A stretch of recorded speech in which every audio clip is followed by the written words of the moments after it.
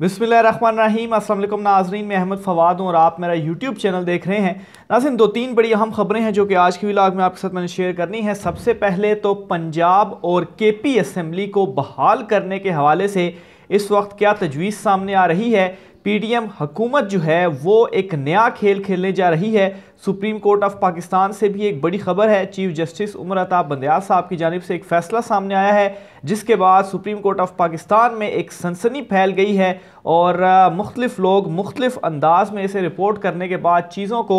Propagate जो है वो करने की कोशिश की जा रही है। ये क्या मामला है, इस पर भी कुछ तफसीलात हैं, वो भी आज की व्लॉग में आपके सामने रखूँगा। सबसे पहले तो नाज़रीन, 26 तारीख आज का दिन बहुत ज़्यादा इंपॉर्टेंट भी है। एक तो काबीना का इजलास आज तलब किया गया है और दूसरे नंबर पर नाज़रीन आज 26 तारीख इसलिए भी इम्पॉर्टेंट है क्योंकि टिकटों की तकसीम की जो इलेक्शन कमीशन ऑफ पाकिस्तान ने डेट दी थी, आज उसकी आज जो है वो 26 तारीख उसकी डेडलाइन है। आज लाजमी जो टिकट्स हैं वो जारी किए जाने थे। मुस्लिम लीग नून की जानिब से अभी तक टिकट जारी नहीं किए गए और जो सबसे उसकी बड़ी वजह है वो यही है कि इस वक्त उनको उम्मीदवार ही नहीं मिल रहे। 297 हलकों में उनके पास दरखास्तें ही नहीं है कि वो किन को टिकट जारी करें। बहरहाल पाकिस्तान तहरीक इंसाफ ऑलरेडी टिकट्स जारी कर चुकी है और इन टिकट्स को जारी करने के बाद कुछ रिजर्वेशंस भी सामने आई, जिसके बाद इमरान खान साहब ने इसके ऊपर कमेटी भी बनाई और अपीलें दायर करने का कहा। और अब नाज़रीन, पाकिस्तान तहरीक इंसाफ ज़राए से ये खबर सामने आ रही है कि पाकिस्तान तहरीक इंसाफ अपने इन जारी शुदा टिकटों में तब्दीली करने जा रही है और ये तब्दीली एक मैस लेवल के ऊपर होगी, यानी कि 297 में से 40 से 50 नशिस्तें ऐसी होंगी जहां पर टिकटों की तब्दीली होगी, यानी कि जिन उम्मीदवारों को ऑलरेडी टिकट जारी कर दिए गए हैं इनमें से 40 से 50 के करीब ऐसे उम्मीदवार होंगे जिनसे टिकट वापस लिए जाएंगे और फिर इसके बाद इमरान खान साहब नए उम्मीदवारों को इन अपीलों की बेस पर टिकट जारी करेंगे। और वैसे भी जब से ये टिकट जारी हुए हैं मुख्तलिफ पाकिस्तान तहरीक इंसाफ के जो कारकुनान हैं वो कुछ एहतजाज भी कर रहे हैं। टिकटों की कुछ जगह पर दुरुस्त तकसीम नहीं भी हुई। दो तो ज़िले मैंने आपके सामने भी रखे, एक तो लाहौर का और दूसरे नंबर पर फैसलाबाद का। तो लाहौर में भी काफ़ी ज़्यादा क्लैशेस मौजूद हैं। तो बहरहाल आज इस हवाले से भी इम्पोर्टेंट दिन है। और दूसरे नंबर पर नाज़रीन एक बड़ी वारदात, एक बड़ी कार्रवाई डाली जा रही है इस वक्त पीडीएम हुकूमत की जानिब से। आज उन्होंने एक तो वफाकी काबीना का इजलास बुलाया है और इस इजलास के अंदर एक बड़ी कार्रवाई क्या डाली जाएगी, वो कार्रवाई ये होगी कि जो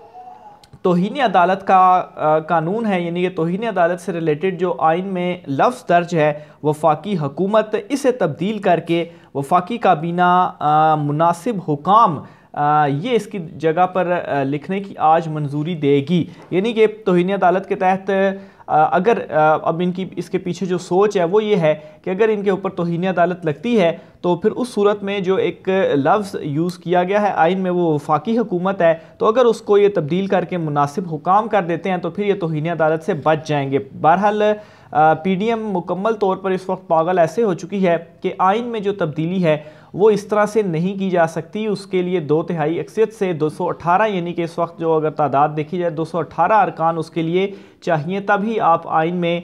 जो तब्दीली है वो कर सकते हैं। लेकिन इससे पहले जो सुप्रीम कोर्ट ऑफ पाकिस्तान खुद नोटिस के हवाले से जो बिल एक इन्होंने मंजूर किया पार्लियामेंट से भी, तो वो भी उसमें भी आइनी तरमीम थी और वो भी इन्होंने मंजूर कर लिया, तो ज़ाहिर सी बात है फिर ये इस बिल को भी मंजूर कर लेंगे। अब इससे दो तरह के इशारे जो है वो सामने आ रहे हैं। एक चीज़ तो ये वाज़ेह हो गई है कि हुकूमत किसी तरह से भी मुज़ाकरात के लिए संजीदा नहीं है, वक्त ज़ाया करने की इस वक्त कोशिश की जा रही है, मामलात को ज़्यादा से ज़्यादा डिले करने की कोशिश की जा रही है और इसी वजह से इन्होंने ये आइन में तब्दीली करने जा रहे हैं। आज वफाकी काबीना इसकी मंजूरी देने जा रही है और ये इसी वजह से दी जा रही है कि ठीक है हम इंतहाई कदम उठाते हैं और दूसरी तरफ अगर सुप्रीम कोर्ट ऑफ पाकिस्तान तौहीन अदालत लगाती है तो फिर हम ये कहकर बचत हो जाएगी कि देखें जी ये तो हमने तरमीम कर दी है और मुनासिब हुकाम के ऊपर ये तौहीन लगेगी। हालांकि आइनी तरमीम इस तरह से नहीं हो सकती। तो ये चीज़ बहुत ज़्यादा वाज़ेह हो चुकी है कि ना ही ये सुप्रीम कोर्ट ऑफ पाकिस्तान का फ़ैसला मानने के मूड में है और ना ही पीडीएम सरकार जो है वो पाकिस्तान तहरीक इंसाफ से मुज़ाकरात करने के मूड में है। ये सिर्फ़ और सिर्फ एक जो है वो वक्त ज़ाया करने की कोशिशें की जा रही हैं। मुज़ाकरात का जो इस वक्त एक ढोल पीटा जा रहा है वो सब कुछ फेक है। और दूसरी तरफ नाजरीन,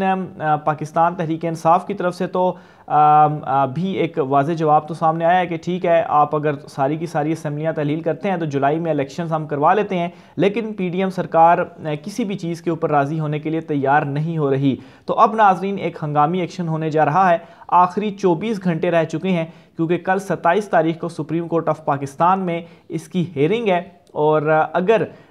पैसे जारी ना किए गए 21 अरब रुपए जो सुप्रीम कोर्ट ऑफ पाकिस्तान ने कहा था, और दूसरे नंबर पर मुज़ाकरात के हवाले से कोई पेशरफ्त सामने ना आई, तो फिर सुप्रीम कोर्ट ऑफ पाकिस्तान कोई एक्शन लेगा। और इनके जो इस वक्त इन्होंने इकदाम किए भी हैं, इन इकदाम से बहुत वाज़ेह होता है कि ये किस कदर संजीदा इस वक्त सुप्रीम कोर्ट ऑफ पाकिस्तान के फैसले को ले रहे हैं या मुज़ाकरात की तरफ ये जा रहे हैं। तो बिल्कुल भी ये मुज़ाकरात की तरफ नहीं जा रहे। तो ठीक है, फिर अगर आप जून जुलाई में इलेक्शंस के लिए नहीं मान रहे तो फिर पंजाब में मई में इलेक्शंस होंगे और वो और बड़ी सियासी मौत होगी इस वक्त PDM जमातों की। दूसरी तरफ नाजरीन एक और बड़ा खेल खेला जा रहा है PDM की जानिब से, और वो ये है कि मामलात को मज़ीद उलझाने के लिए इस वक्त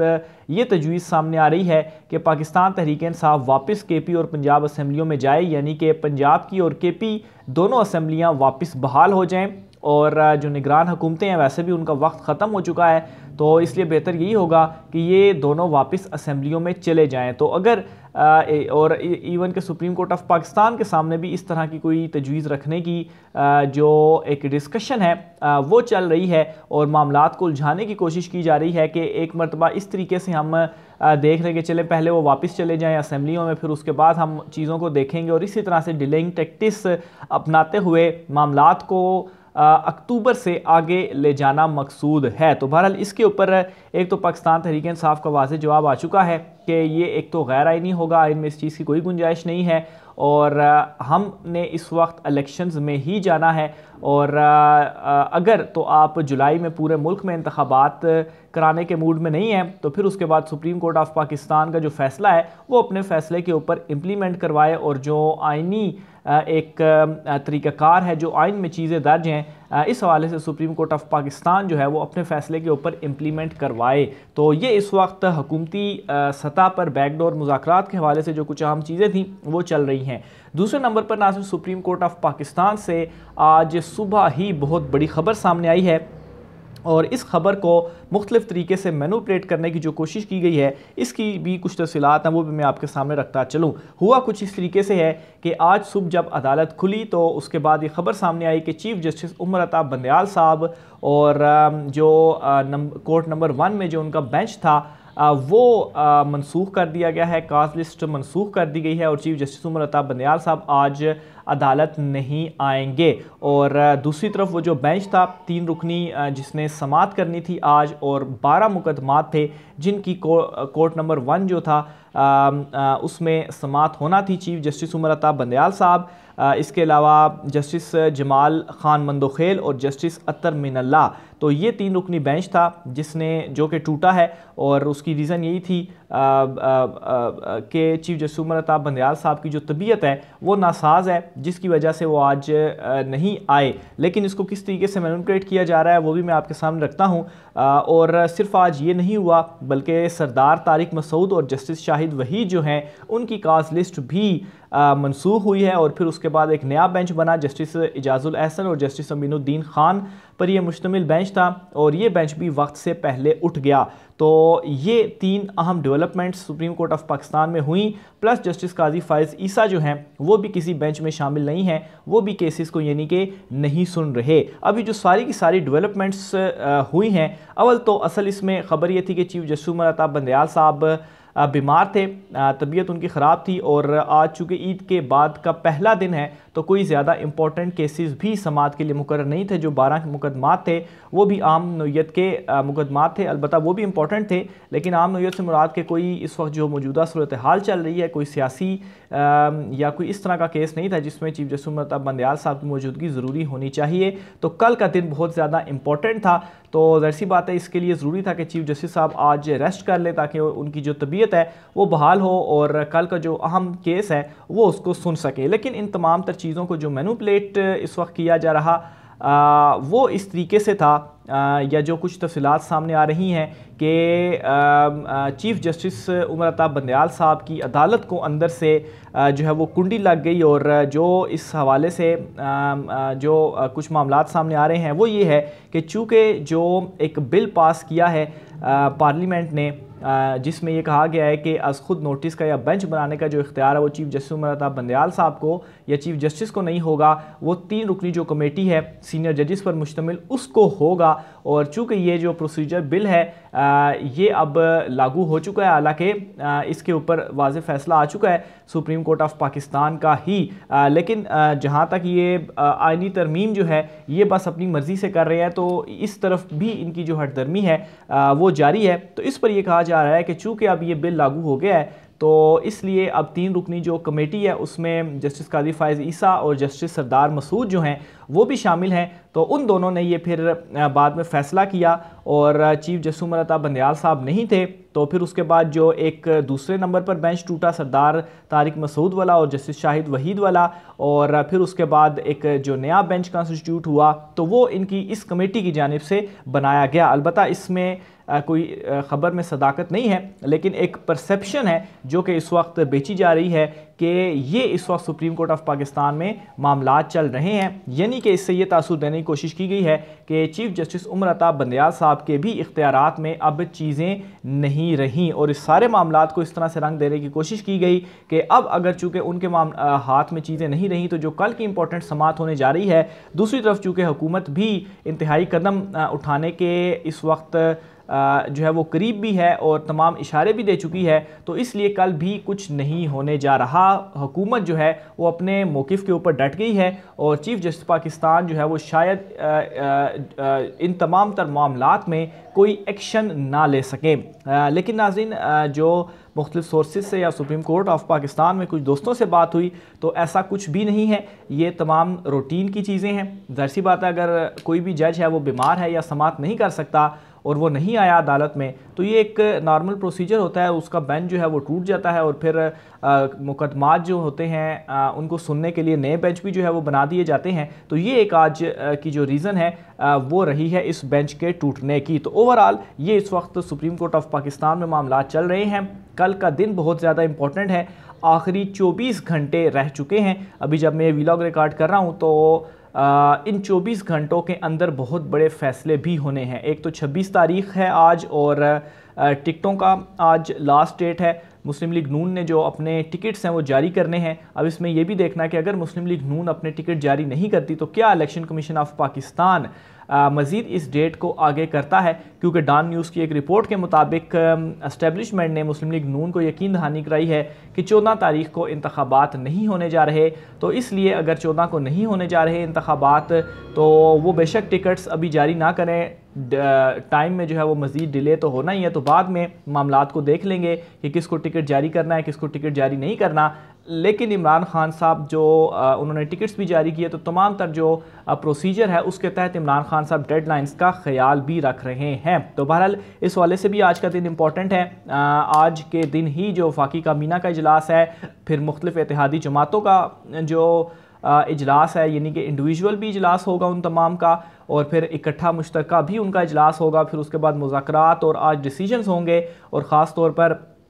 इलेक्शन कमीशन ऑफ पाकिस्तान को जो 21 अरब रुपए जारी करने हैं, इसके ऊपर भी जो डिसीजन है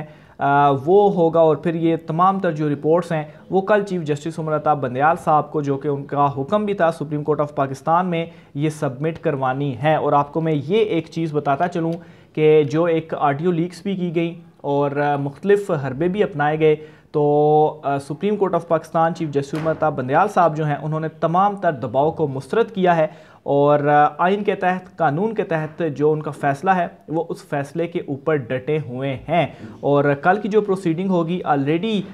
जो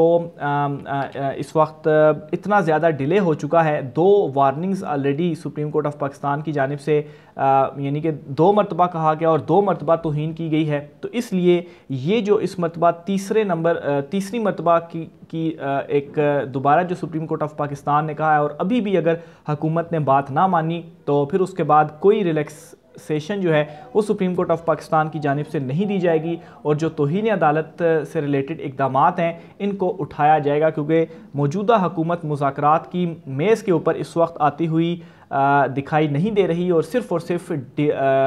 डिलेइंग टैक्टिक्स जो है वो अपना रही है। और आज की जो वफाकी काबीना की मीटिंग है, जो इजलास है, उसका जो एजेंडा है उसमें भी ये बात बहुत वाज़ेह होकर सामने आ चुकी है, जिसमें वो तौहीन अदालत का जो